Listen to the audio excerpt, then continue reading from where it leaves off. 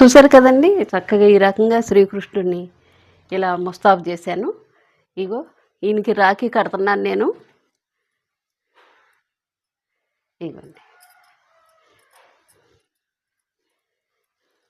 ఈ రకంగా రాఖీ కడుతున్నాను.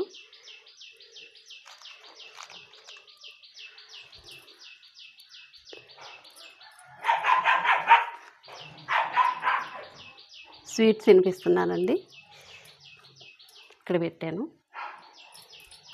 ఇదిగోండి, చూసారా ఈయన రాఖీ ఎంత బాగుందో.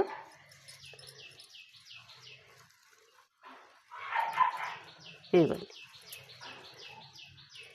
ఈ రకంగా చక్కగా రాఖీ కడుతున్నా.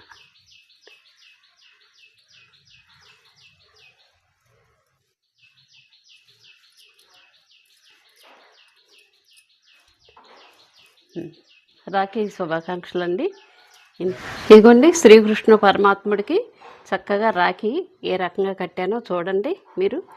ఇదిగోండి, చేతికి అదిగో చూసారా, అదిగో ఈయన చేతికి రాఖీ ఈ విధంగా కట్టాను అన్నమాట. ఇదిగోండి, చూసారు కదా, ఈయన చేతికి అనమాట రాఖీ కట్టాను. చూసారా, శ్రీకృష్ణ పరమాత్ముడు మనల్ని చక్కగా ఆపదల్లో ఆదుకునే తండ్రి అండి ఆయన, బంగారు తండ్రి ఆయన. చూసారుగా, ఈ విధంగా చక్కగా దీపారాధన చేసి హారతిచ్చి స్వీట్, ఇదిగోండి స్వీట్ పెట్టాను ఇక్కడ. చూసారుగా, ఆ రకంగా ఆయనకి కట్టాను అనమాట శ్రీకృష్ణ పరమాత్ముడికి. ఓకే,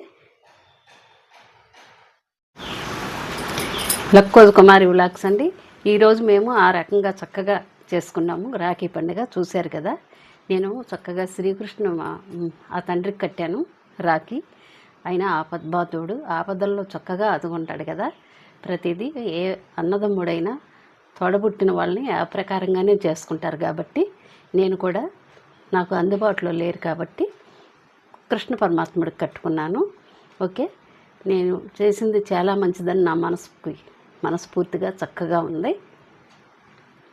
తెలుసండి, రాఖీ శుభాకాంక్షలు అండి. మీ అందరికీ చక్కగా చేసుకుంటారు.